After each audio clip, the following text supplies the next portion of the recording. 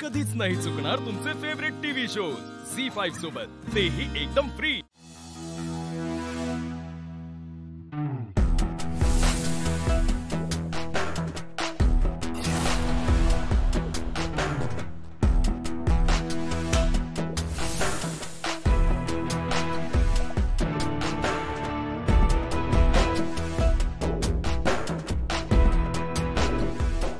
काय नक्की प्लॅन काय तुमचा?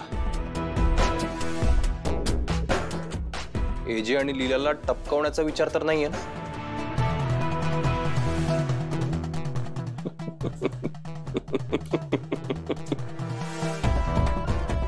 हे बघा, भलतं सलतं काही करून बसू नका। ही गन मी तुम्हाला आणून दिली आहे एका सस्पेंडेड पोलीस ऑफिसरने, हे लक्षात ठेवा। नाही उद्या जाऊन तुम्ही काहीतरी कराल आणि तिथे मी अडकेन। काय काय म्हणालास? एजे आणि लीलाला संपवायचं?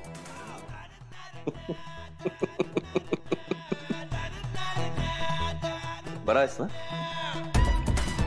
अरे एजे आणि लीलाला संपवलं तर या गेम मधली मजा निघून जाईल ना। मग नक्की प्लॅन काय तुमचा?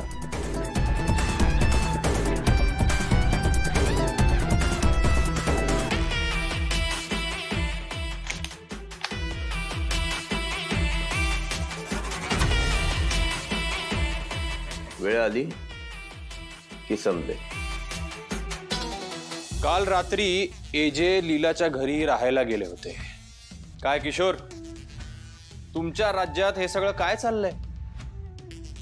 एवढं सगळं सुरू असून सुद्धा तुम्ही काही करत नाही आहात, कमाल आहे। एजे लीलाच्या घरी राहायला गेला होता हे तुला कसं कळलं? कसं कळलं म्हणजे काय सगळं काय तुम्हालाच माहित असू शकतं का? हा, हे बघा, मी सुद्धा एक एक्स पोलीस ऑफिसर आहे। माझ्याकडे सुद्धा माझे सोर्सेस आहेत की। बरं, ते सगळं असू द्या, पण आता एजे आणि लीलामध्ये हे सगळं काय एवढं चांगलं सुरू आहे, आता त्या उद्ध्वस्त कोण करणार?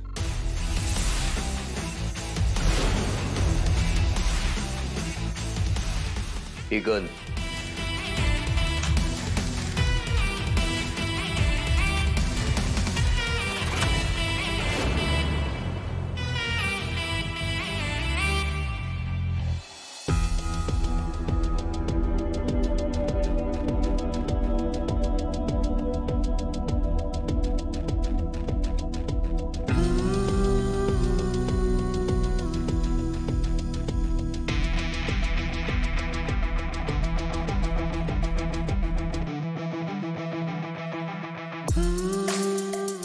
दादाजी निघालात?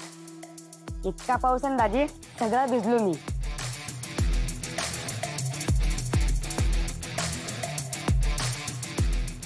सगळं ओलं झालो आतून पण।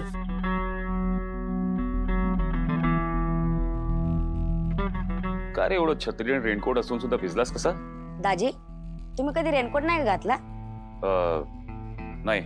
तरी हा मुंबईचा पाऊस आहे, तुम्ही रेनकोट घाला नाहीतर छत्री घ्या, ओढले तर होणारच। छत्री घेतली की आजूबाजूने पाऊस येतो आणि रेनकोट घातलं की बटनातून पाणी आत जातं। आता हेच बघा ना, झालं ना अख्खा ओला। पावसामुळे पाय ओले होऊ नये त्याच्यामुळे गमबूट घातला आणि त्यातच सगळं पाणी शिरून बसलं। आता हे बघा,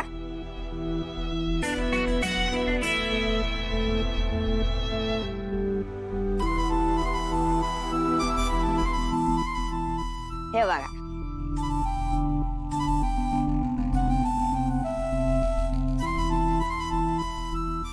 दाजी मला असं वाटतं तुम्ही मुंबईच्या पावसात आणि मुंबईच्या गर्दीत कधी प्रवास केला नाही वाटतं। जाऊ दे रे बटर, ही काय गाड्यांमधनं फिरणारी लोक, यांनी पाऊस फक्त खिडकीतूनच बघितलाय। पावसाळ्यात रेनकोटच्या बटनामधनं पाणी आत जातं, ओले बूट घालून दिवसभर फिरावं लागतं किंवा कधी कधी वाऱ्याने छत्री उलटी होते।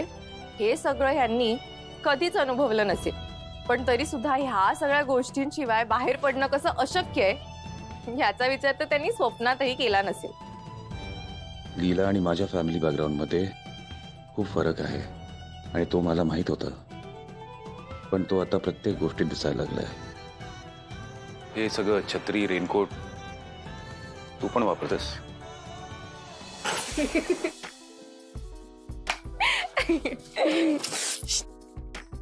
बघितलं बटर, हे जे ना फक्त नावापुरते मुंबईत राहतात, हा पण मुंबईतल्या सर्वसामान्य माणसांसारखं काही करत नाही. म्हणजे काय, पावसाळ्यात घराबाहेर पडणाऱ्या प्रत्येक मध्यमवर्गीय माणसाकडे छत्री, रेनकोट हे सगळं असतंच.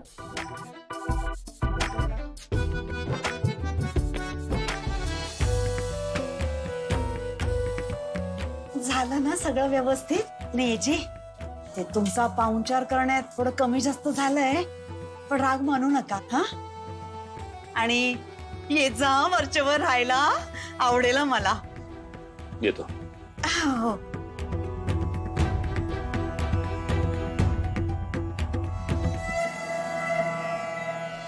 बाबा,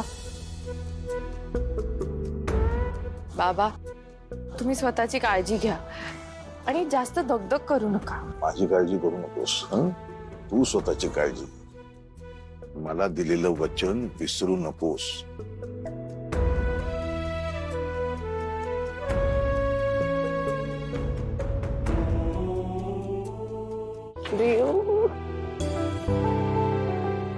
सोन्या, काळजी घ्या.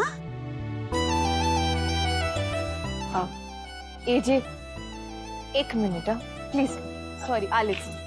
अगं काय झालंय तुमचं? हा, काय झालं ताई?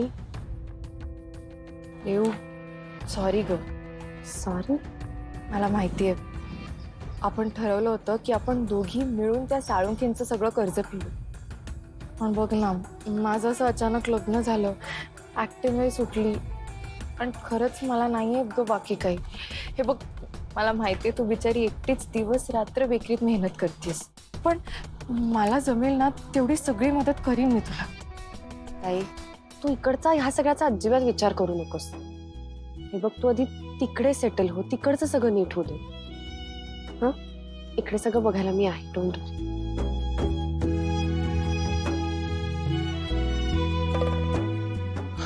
उशीर झालाय, जरा निघायचं का लवकर? चला हा, नंतर गप्पा मारा. लेक निघाली वाटतं. हो हो ना, अगं अजून 2-3 दिवस ठेवून घ्यायचं ना. हा.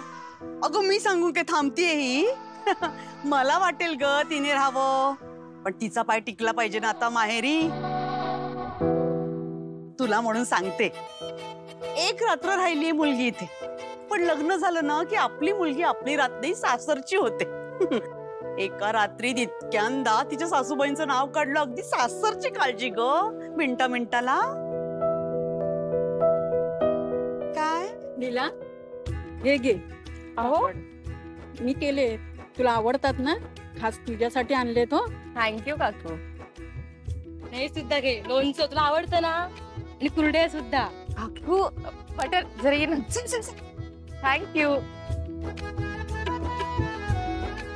हे घे, ठीक आहे याच्या. काय काकू, थँक्यू. झी5 ॲप डाउनलोड करा आणि पहा सर्व एपिसोड्स एकदम फ्री.